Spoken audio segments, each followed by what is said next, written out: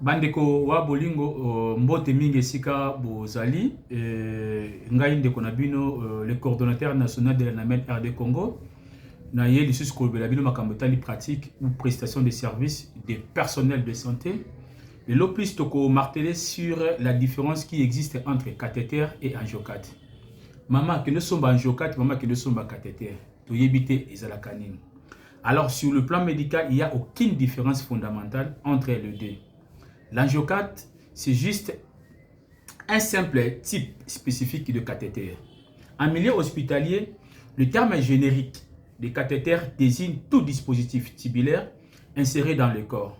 Lorsqu'on parle d'un cathéter pour une transfusion ou une perfusion, on fait très souvent référence à un cathéter veineux périphérique court sur aiguille. Voici les nuances importantes à connaître.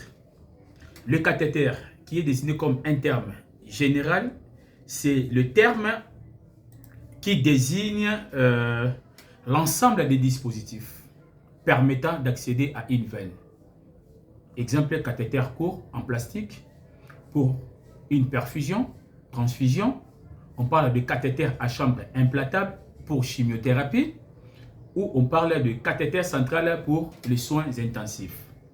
Tandis que l'angiocate, c'est le terme spécifique. C'est à l'origine d'une marque déposée de l'entreprise BD, qui est devenu un terme de langage courant dans le jargon médical.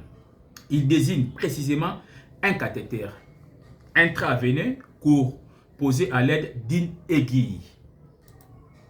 Alors pour une transfusion sanguine, on choisit généralement un angiocate qui est comme un cathéter court sur aiguille, doté d'un dispositif ou d'un diamètre suffisant, souvent de gros calibre, comme les tailles 18G ou G8, G16, selon le diamètre de la veine du patient, pour que le sang puisse couler librement sans endommager les globules blancs. Je vous remercie.